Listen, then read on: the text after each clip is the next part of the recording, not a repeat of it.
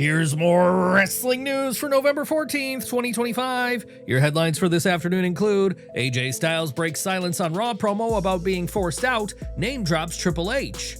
Major Survivor Series 2025 match canceled, WWE changes plans last minute.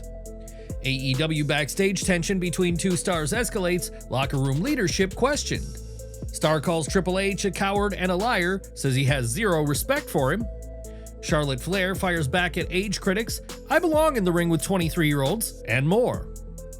AJ Styles raised plenty of eyebrows earlier this year after delivering a fiery off-air promo during the September 8th episode of WWE Raw. In that unscripted moment, he suggested that someone in WWE didn't want him around anymore, sending fans into speculation mode. Now Styles is finally clearing the air. During his appearance on the No Contest Wrestling podcast, Styles was asked directly whether the promo was part of a storyline or something more personal. His answer confirmed what many suspected: there was an idea behind it, but it's been dropped internally. It was something I was trying to set up that I don't think is going to happen anymore. It's not necessarily untrue, but I'm not talking about Triple H. I just want to make that clear. That's really all I can say about it, guys. The original promo, delivered during a commercial break, gave fans a rare glimpse of frustration from the Phenomenal One. He openly questioned whether someone was trying to remove his support system and sabotage his momentum within WWE. For the first time in my career, I got no one watching my back. Gallows, Anderson, they're not here.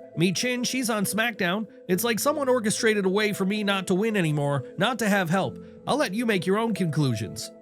Then came the line that set the internet on fire. By the way, we're here right now and all over the world, but to everybody, it's a commercial break. I'm telling you something that you're probably not supposed to hear, but somebody doesn't want me here. Many believed Styles was planting seeds for a major storyline, possibly tied to his retirement plans for 2026. But with his latest comments, it's clear that whatever angle he hoped to build had been shelved, either due to creative changes or lack of direction. What he did make clear, though, is that Triple H was not the target of his comments, quieting speculation that the promo hinted at tension with WWE's chief content officer. With Styles entering the final stretch of his career, it appears he's choosing to move forward rather than dwell on an angle that won't be pursued. Do you think AJ Styles' promo hinted at a real backstage issue, or was it simply a storyline that WWE decided not to follow through on? Share your thoughts in the comments below. The long-rumored father versus son clash between Rey Mysterio and Dominik Mysterio is officially off Survivor Series, and the decision comes straight from Backstage. F4W Online broke the story, reporting that WWE is no longer moving forward with the match despite weeks of storyline groundwork. According to their creative sources inside WWE, the company has pulled the match completely after internal plans shifted. Originally, the bout was penciled in for Petco Park, Rey Mysterio's hometown, giving the match a built-in emotional hook. The confrontation between Dominik and his father was well received on Raw, and at one stage, there was even discussion of Dominik defending the AAA Mega Championship against Rey. While both Rey and Dominik are still advertised for Survivor Series, the report makes it clear they will not be facing each other. The decision now leaves fans wondering how WWE plans to use the Mysterios in their hometown, and whether the company walked away from a moment that could have delivered one of the most emotional matches of the year. Do you think WWE should have followed through with Rey versus Dominik?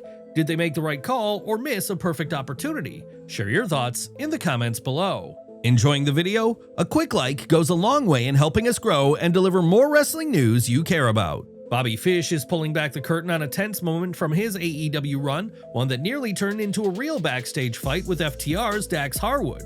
In December 2021, Fish reunited with Kyle O'Reilly, and the two quickly began crossing paths with FTR. Speaking on TMZ's Inside the Ring, Fish recalled that he and Kyle had good in-ring chemistry with Dax and Cash, having worked with them previously in NXT. But one particular interaction nearly pushed things beyond the ring. Fish explained that Cash and Dax preferred to work snug, a physically intense style designed to look realistic without veering into dangerous, stiff territory, and he and O'Reilly adapted to that immediately since it matched their own approach. But things boiled over when Dax took issue with Fish giving him that same snug energy back during a match. Dax and Cash, got into a pull-apart, and I had remembered from maybe a couple of weeks prior where we worked a tag team battle royal, and Dax was really very snug with me in that match, and I take no offense to it, I like it. However, you have to give as well as you're going to get, so remembering it from the week before, I was snug back with him, and apparently that didn't rub him the right way because he was very bothered by that. When we got to the back, he was upset. That backstage confrontation nearly turned into a legitimate fight, but Fish emphasized that cooler heads eventually prevailed. Dax and I think he and I, there's a professional understanding between us, and we were able to shake hands and hug it out after. From there, Fish shifted his focus to CM Punk, using the FTR situation as a comparison point to highlight how Punk handled locker room disputes during his AEW run. Fish said Punk approached conflict very differently, choosing to escalate issues to Tony Khan rather than address them one-on-one. That's the difference between maybe Phil and Dax and me. With Dax, we were able to handle it face-to-face, but with Phil, it became this thing where he went behind my back and got to Tony before I could even speak. He never appeared to me to be a part of the locker room. I mean, one of the things that he had his own locker room. So I think when you do that, Sting had his own locker room too, so let me not be cherry picking here, but Sting is Sting, period. Fish added that Punk used those situations to position himself as a locker room leader, something Fish didn't appreciate. That was an opportunity that Phil just used to try and take the position in a locker room leader, and in the best way I could, I just let him know, bro, take that shit somewhere else, cause it's not here for me. For Fish, respect and direct communication matter more than backstage politics. He believes wrestling still needs that gritty edge, so long as the professionals involved know where the line is. If you got two professionals, it won't go someplace it shouldn't, but it can still go to these kind of weird shoot work sort of places that I think the business is missing nowadays. Fish didn't hold back, and with comments like these, it's clear he's far more interested in honesty than keeping the peace. MVP is not pulling any punches when it comes to his long-standing issues with WWE's chief content officer, Triple H.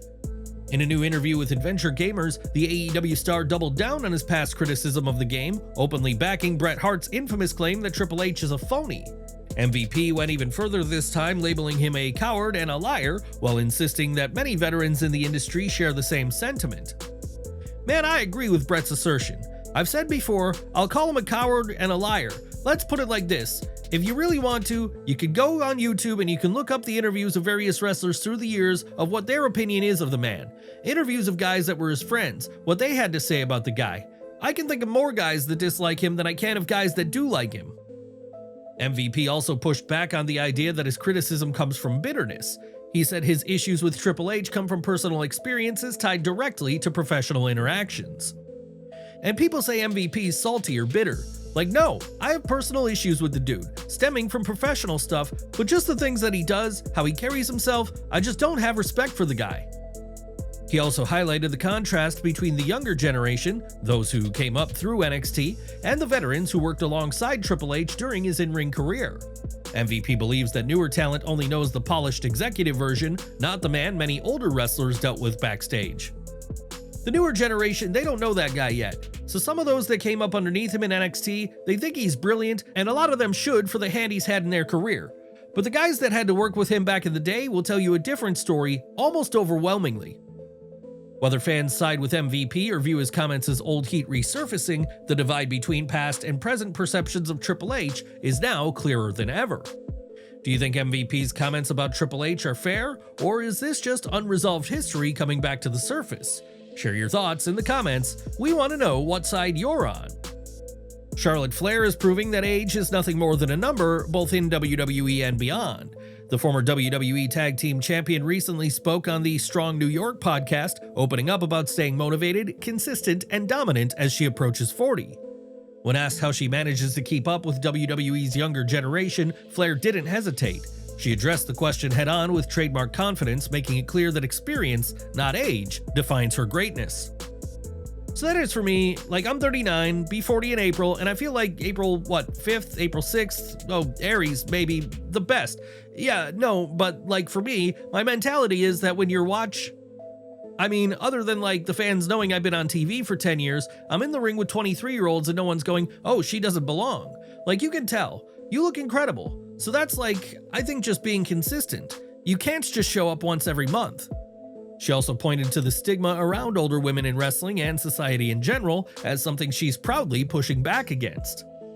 Women have not had careers this long, or oh my god, there's a woman that's going to be 40. I hope I'm part of that. When the host brought up how society often writes off women after 40, Charlotte didn't hesitate to call it out. We've put that stigma on age where there shouldn't be. Like, I've seen women on Instagram who are like 45, 50, and I'm like, oh, they look better than like some 20-year-olds. It's just how, like, your mindset if you take care of yourself. Charlotte Flair isn't just defying expectations, she's erasing the outdated playbook completely. Whether she's on Raw, SmackDown, or walking through an airport with protein powder in her bag, Flair is still proving why she's a generational star. And according to her, she's just getting started. For all of our subscribers, don't miss the 9 a.m. Eastern video we dropped earlier today. Smash that bell icon and select all notifications so you're always in the loop.